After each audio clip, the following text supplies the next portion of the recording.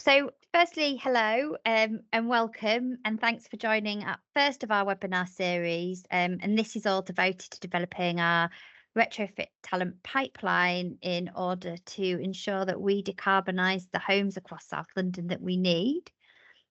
Just to say, we'll be recording this webinar and it will be an available resource on our retrofitskills.org site.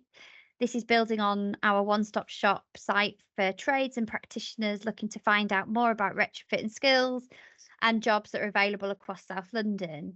The reason we've developed this is through some research we conducted over the last year. We identified that we needed to deliver a number of interventions to decarbonise the over 635,000 properties we have in South London. And we've estimated that this will require at least 66,000 person years. And the occupations required to do this include building envelopers, so insulation installers, roofers, scaffolders, plumbers, electricians, planners, project managers, amongst other things, not to mention community engagement officers and ecologists. And so the scale of the challenge but opportunity is not insignificant, and we recognise that. So through funding we secured through Greater South East Net Zero Hub and the Department for Energy Security Net Zero, we've been delivering skills and training pilots, knowledge building events, and a webinar series, as well as developing out our website. But this is so we can start to make a real impact on the volumes that we need to decarbonise the homes that we've got across South London. This webinar will become part of our portfolio, and this is all about helping to build the knowledge, inspire the new talent pipeline, and make sure that we have enough talent coming through to develop at the scale that we require over the next 10 years. So I'd like to welcome Matt from Greenworkx, and he's here to talk about skills and vacancy gaps and some of their innovative work and how they're really making an impact, not just in London or South London, but across the country on some of the work they do. So I'll hand over to you, Matt, and thanks. Introduction, understanding the nature of the challenge, the nature and scale of the challenge, the specific barriers associated with this, and the solutions, strategies, and collaboration opportunities. So as I said, the inevitable beginning of this problem is the global climate crisis, which is getting worse. And certainly 2023 being a year on record, and possibly 2024 is to be a warmer year still. And this is the inevitable context of why decarbonisation and insulation is going to become a factor, and retrofit is a major solution to all of this, and it carries other benefits beyond helping us combat climate and reduce the pressure on our energy systems and overarching objectives. The reasons to be optimistic is that globally we're spending trillions of dollars on low carbon technologies, renewable energy, electrified transport, electrified heat, clean industries, cleaner shipping, and that sets a rise to about $6 trillion by the year 2030. So we are moving at some pace. This is an exponential growth curve, but we need to go further still. And the relevant context is that the pandemic meant that a number of people dropped out of the labour market. So we have record vacancies in most of the developed world. And in not having enough workers, we're actually unable to move forward with some of these infrastructure changes that we're hoping to make. So that's the national level of building power stations or shoring offshore wind, or indeed at the hyper-local level, we're looking to insulate buildings or install electrified transportations.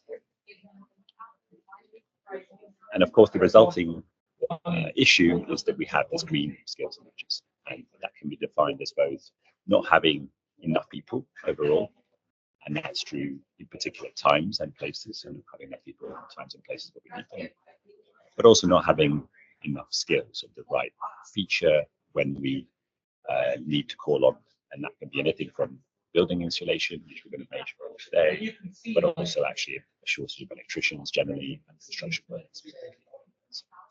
And so that is the challenge that we're trying to deal with, and the solution to it, of course, is how do you find new entrants into these industries, but also how do you help upskill and retain existing workers in industries, potentially improving their pay and conditions and keeping them working as long as they possibly can in relevant sectors. So double clicking then on retrofit and where retrofit fits in this particular narrative. So the majority of UK residential buildings that will be around at a time that the countries legally binding targets are due to be met are already here today and will remain for the next 26 years. And so the long and the short of it is that we can't reach net zero without decarbonising the built environment as we currently have it. And that's because the majority of our energy use in the UK and the emissions of carbon dioxide are coming from our homes. So a third of all the domestic energy use in the UK is coming from homes at about 20% of all carbon emissions. And so to hit net zero, we need to be decarbonising 27 million properties in the next 26 years, so about 1 million properties per year. And specifically, what does this mean? It means taking out fossil fuel heating systems and replacing them with low carbon electric heating systems. It means putting solar panels on roofs. It means reducing the need to use lots of energy by insulating buildings better and hopefully improving the fabric of those buildings as we go as well.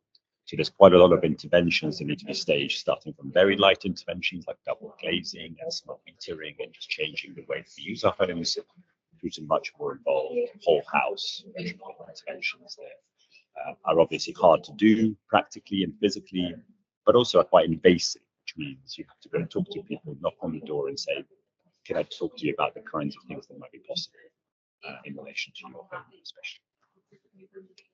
And to do this, the estimate is that UK between now and 2030 needs something like 250 to 500,000 new professions and trades. So this is everything from external wall insulation technicians, plumbers, heat pump installers, electricians, all the way through to kind of domestic energy assessors, retrofit coordinators, project managers, and so on. So the nature of the roles that Polly was describing. And importantly, we also need to upskill the existing workforce. So we can't get by with just getting new entrants in. We also can't get by with just relying on the status quo of the workforce as we have it. So we need to be able to do both. And we need to be able to do it in a fast-moving, context-changing environment with new technologies emerging all the time, and a very high premium on people who can speak to consumers or residents and try and affect some behaviour change and drive their demand for retrofit. And to give you a sense of what these roles look like, so this is an image from the Climate Change Committee and the sixth carbon budget. And you can see that it breaks down by different roles, and that we get a peak demand sometime towards the end of this decade, so 2030. And then actually that demand remains very high. It rises a little bit further, and then it rises, and then it remains very high after that, because we need to maintain some of this infrastructure as we venture into the latter half of the century. So the unique aspects of this challenge are that it is the speed and the scale of it. So 1 million homes a year is an enormous number. And as a bit of context, I think the Social Housing Decarbonisation Fund for the coming 3 years is maybe 150,000 homes over a 3-year period. So it's a massive jump in the order of magnitude of that change. It has a compounding impact, which means that for every year that we're behind our targets, we need to increase the rate of completion as we venture into the future. So we need to do more and more in a shorter space of time, and then we need more workers and more supply chain. Demographically, the workforce that we currently have is not getting any younger. So the median age of a gas-safe boiler engineer is something like 55. So again, if this is a sort of 25-year period, we're going to have quite a few people leaving the labour market due to aging and retirement. And the regulation is fast-paced and changing all the time. So the demands of what PAS 2035, first introduced in 2019, requires, as of a couple of months from now, versus what it required a few years back, is moving, and therefore industry needs to stay on top of those latest updates from regulators, health and safety provisions, and of course any manufacturer updates on new technologies like heat pumps and charging. And a bunch of the market for this installation is businesses that employ 50 people or fewer. So it's a pretty fragmented space with small companies that aren't necessarily across this type of information and able to use it readily and easily. And so actually, the more that we can do to kind of harness them, communicate with them, and bring them into the conversation, the better for us all. And of course, you have quite a lot of regional disparity, so that where the work and demand for this kind of retrofit change is not always translating to where the workers are. And I particularly think about rural areas of the country where you will eventually need to take certain types of infrastructure change, but actually population density is very low and transport links are very weak. This might not apply specifically to a lot of South London. However, at the same time, you might have a significant sector skill shortage in certain parts of this transition in the region. And so to unpack some of the barriers that stand in the way of us being able to build this workforce, the first challenge is awareness. So not many people out there know what this challenge and opportunity is. They've never heard the word retrofit. They don't make the connection between, if they have, retrofit and actually decarbonisation, improving living standards, lowering bills for residents, and so on. So there is a massive awareness gap at the resident and consumer end, at the installer and business end, less so, but certainly at the kind of job seeker and job candidate end, awareness is very low.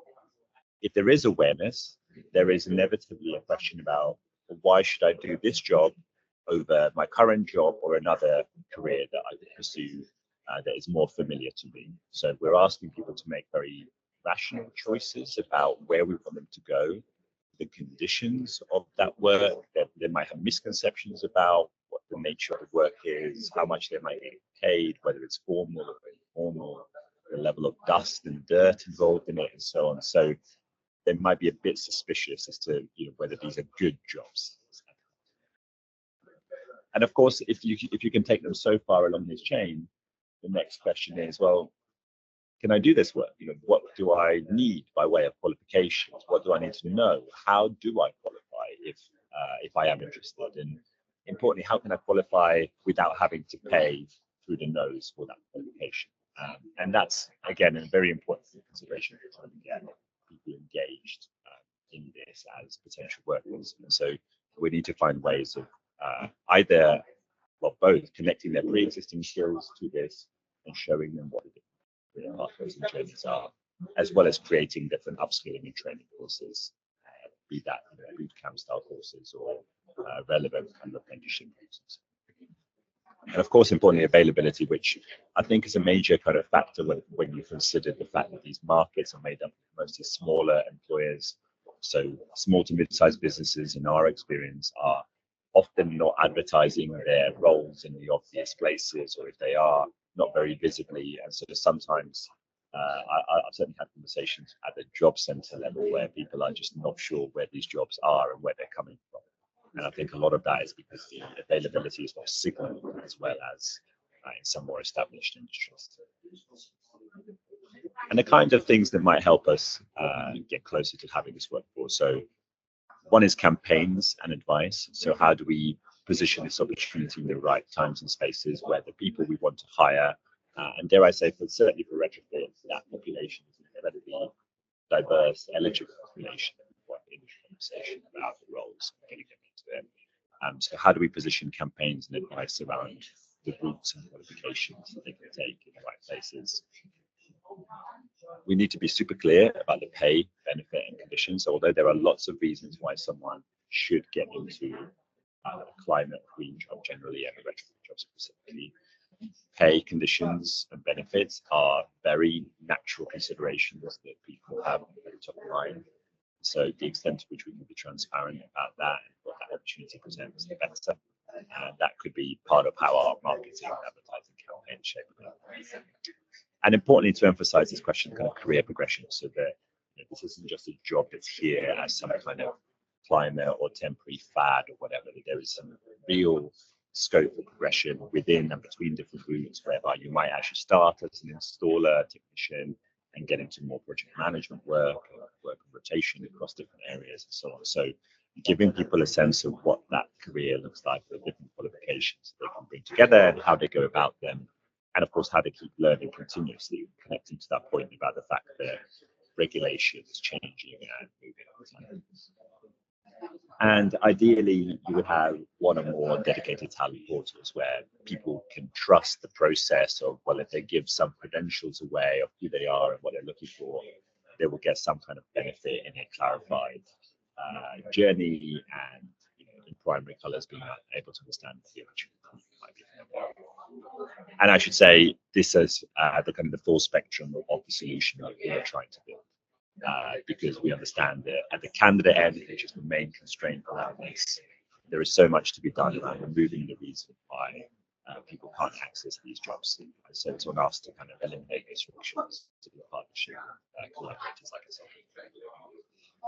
And maybe just to kind of end on a note around what kinds of collaboration opportunities there might be within the partnership, and we would certainly be excited about any and all of these. So on the recruitment side, how do we engage in local recruitment campaigns that allow us to drive up the social value benefits of any retrofit programs, and of course diversity by engaging local talent, and that £17 billion opportunity that I'm posted in the plan should be an opportunity that is captured within the SRP region, and that could happen through local recruitment campaigns.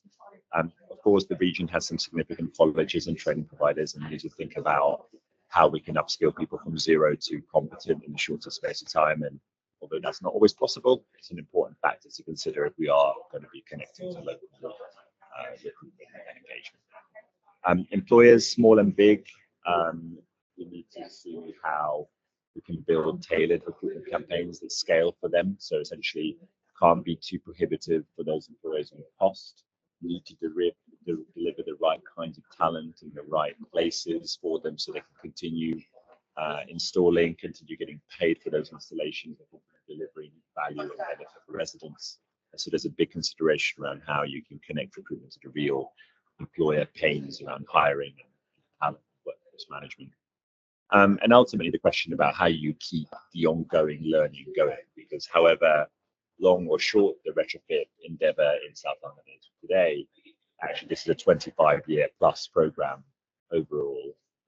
So we need to be able to keep the skills base refreshed in various things like the ones I mentioned, be that products the manufacturers are delivering, everything from insulation through to charge point technologies, health and safety, different standards, regulation coming out of government, and of course customer service as well, because so much of this is about people and behaviour change and trying to get upstream and persuade people that making a change is an important consideration.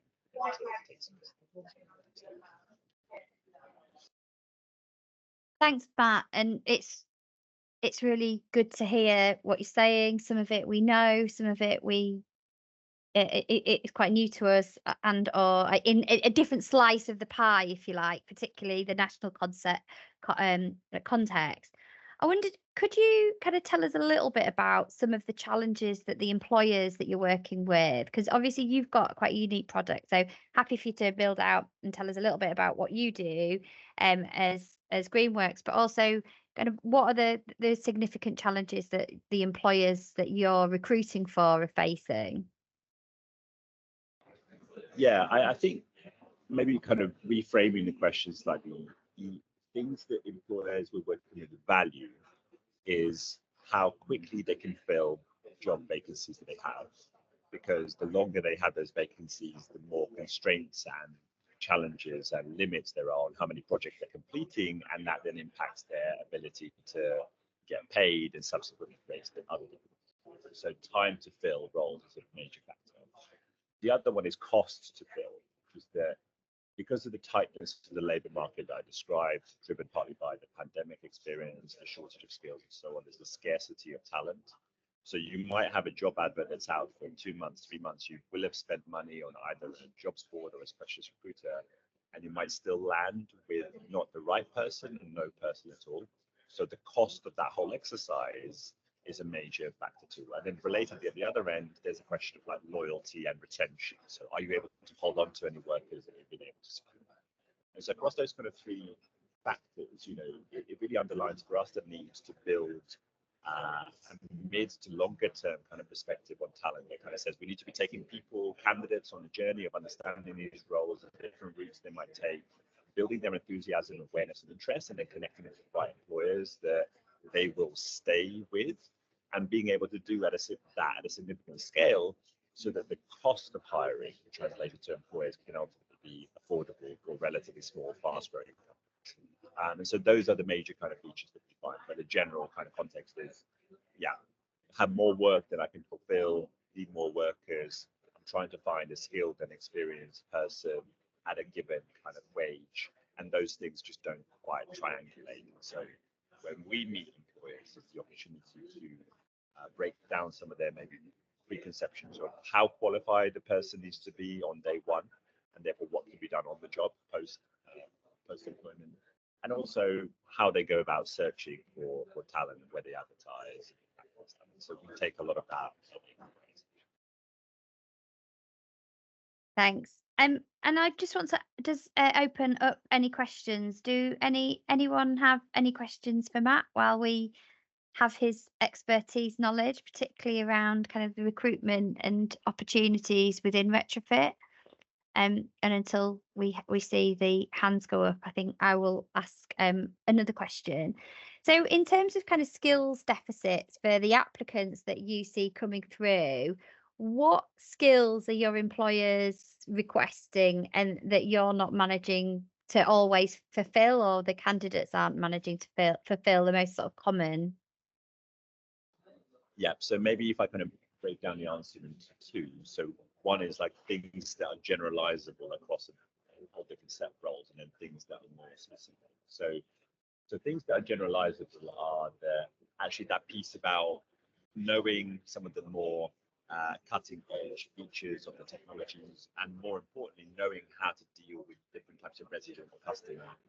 Those are things that kind of need to happen across the board. And they're sometimes lacking, even if you have an extremely technically gifted, qualified person.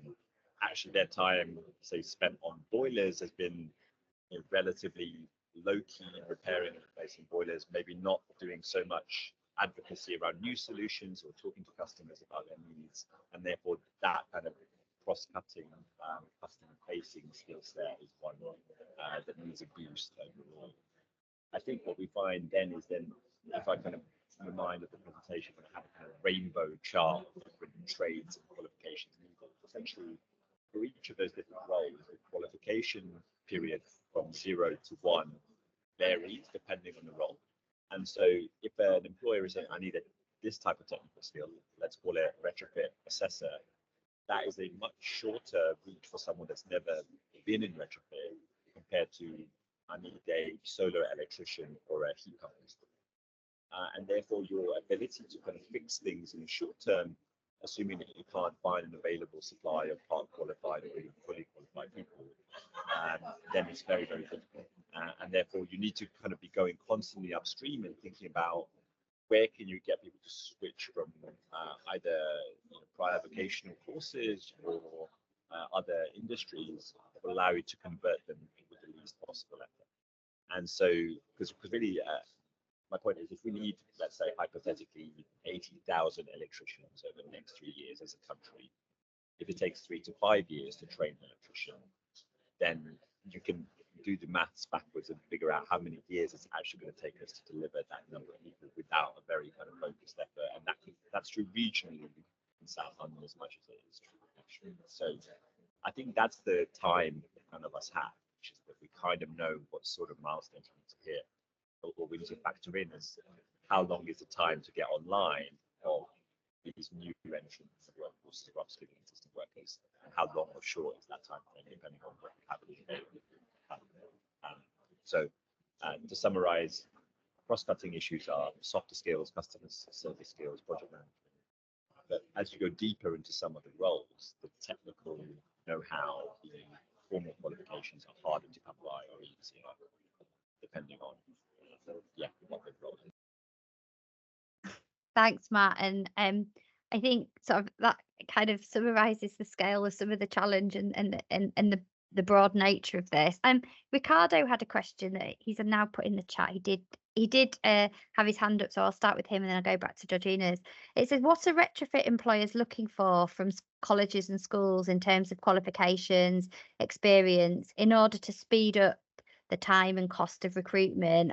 And obviously you've just touched on that, but is there anything else you think the schools and colleges could be doing?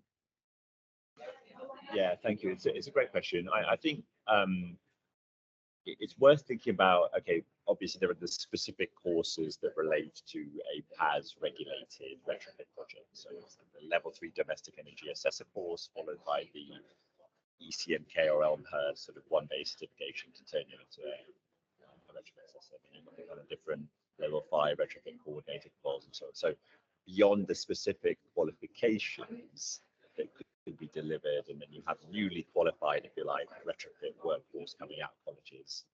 That's number one. That's very useful. I think the other piece is then thinking about, well, how are you seeding retrofit basics across other relevant courses like construction multi-skills or bricklaying or dry lining, because those things do pervade into this, and just be using that as part of kind of career shaping and thinking across the college. And I think ultimately, it's one of the things that's very hard to synchronize is this employer demand, which is often quite immediate. I need these people in yesterday, versus actually a college might take some time to train those people and understanding how many people and what kind of roles and so on. So that dynamic does not tend to work very well generally. And so I think some specific opportunities to kind of help people with placements and stuff between colleges and employers would go quite a long way, because we find that employers often start with a kind of reluctance to even think about somebody that, I suppose, in another world you'd be calling a trainee. So even if they were recently qualified, it'd still be, this is not a site competent person. However, in our experience, it doesn't take very long in some cases to become that person, but it's creating those avenues by which people can come out of formal education, go into their first job, and over a kind of 3-month period become that competent person. And that's true whether they are completing a diploma in plumbing and heating, or whether they're coming out of construction and becoming a domestic energy assessor and actually qualifying rather than the job and building everything. I think Paul almost cemented that in saying they're looking for basic competencies and skills sometimes rather than the qualifications that they can support and deliver with. I'll come on to you in a moment, Paul. Georgina put a really good question in the chat. It says, what language should we be considering in addition to or instead of retrofit? What should we be saying? Yeah. It's a great question about branding, Georgina. I think slightly anecdotal, but you might know Generation UK, the charity, has been running a retrofit advisor boot camp, maybe for just over a year now, multiple cohorts all over the country, initially kind of hybrid and kind of online first, that sort of stuff. And they were calling it a retrofit advisor boot camp to begin with. And more recently, they called it a sort of sustainability consultant boot camp or something. So even though everything else under the hood is the same, they found that reframing resulted in a massive uptick in terms of candidate demand. So language really matters when you're selling this, and I think calling something a bit more accessible than retrofit, which is, in some respects kind of an obvious word when you break it down. It's like retro is like going backwards. We know it through retro music, and fit is doing some kind of change, fitting. But I think when you're trying to sell a career to people, actually something that sounds like a bit more progressive might be better fit. So that's my best stab at the answer. No, and it's brilliant, and it's something that we've grappled with a lot, because our funders and a lot of our stakeholders and deliverers talk retrofit, but actually our consumers and our customers and our talent pipeline don't, and we need to find some happy medium where we all are speaking the same language, and I think that cuts across lots of skills and employment interventions. Absolutely. Paul, you did have your hand up. I don't know if you want to come in. Yeah, just my point about the skills and the rather than qualifications, and then that's never been easier to achieve now, the way the funding is getting rolled out to the DFE, and it allows us to then intensively prepare whatever group of candidates for a specific role, then they get qualified. And I think that's feedback from across England based on our boot camp so far. And a lot of providers are really struggling to fill these retrofit assessor courses, because they've been take people on with no frame of reference for the sector. A retrofit assessor, they put it in perspective as a sort of architectural technician stroke trainee surveyor job. You're dealing with maybe 7 or 8 trades. And if you don't have a construction background, you're just getting a qualification that's not going to get you anywhere. And to be fair to the DFE, you know, they're already flagging that up, and these providers are having to say they can't fulfil their contract. So it really is a great opportunity to use that report you commissioned for the University of Dundee to get into the, as you're doing, you know, we get into the SME base across the boroughs and just keep chipping away at them and say this work's going on. We've got as much support as you need for you to be able to, you know, be a part of it. So skills first, then qualifications after it. And I say the funding system now looks as if it's in place for that to be achievable, which has got great opportunities for colleges and obviously challenges, I accept that, but that's the way the industry is going. And if South London can lead in that, it's going to be fantastic, you know. Thank you, Paul, and yeah, thank you, Matt. And I think they're all really valuable comments. And I think, you know, the skills first approach is certainly something that we would want to advocate for, and making sure that we get our employers and our the right skills, and we make sure that the talent pipeline are coming through with the right skills to get the jobs, and particularly not losing that focus on customer service and that almost kind of cross sale and advocacy for I'll call it retrofit or efficient homes building or sustainable planning, whatever we might call it. I think having a debate about the language we use is going to be a good one, and is certainly something for the future. And Joanna, I can see the comments that you've made. You know, efficient homes is something that people relate to. So, you know, how do we start changing up that language a little bit and supporting our training providers and our partners to speak in a slightly different language that makes sense to the people we're trying to attract and engage is going to be really important going forward. I think we're almost at time, so it's an opportunity for me to round up and say thank you very much, Matt, for your insight. As I said, it's always great. It's always great. Someone's not mic'd. Oh, Georgina, yes, sorry. Sorry, ignore. Okay, no worries. So, yeah, just wanted to say big thank you. As I say, it's always great to hear insights. It's always great to understand, you know, from different perspectives. So thank you. It's also an opportunity for me, once again, just to say the Retrofit Skills Centre, retrofitskills.org, so our Retrofit Skills Centre online is our one-stop shop where you can find out about all the local skills and training delivery that's happening, including some of the events. So we've got some big events coming up over the next week or so, including Kingston Efficient Home Show. We've got our Careers Transition event next week. We've also got a couple more in our webinar series. So all of that can be found on our events page.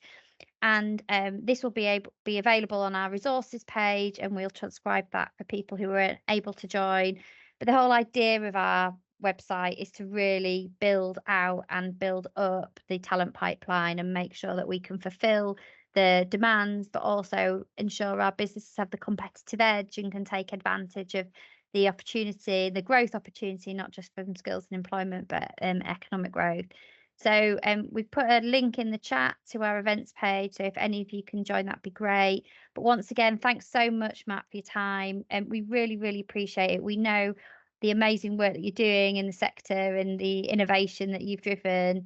And we're really keen to make sure that continues. So thank you ever so much. And thanks to the team, Georgina and Megan, for pulling this together.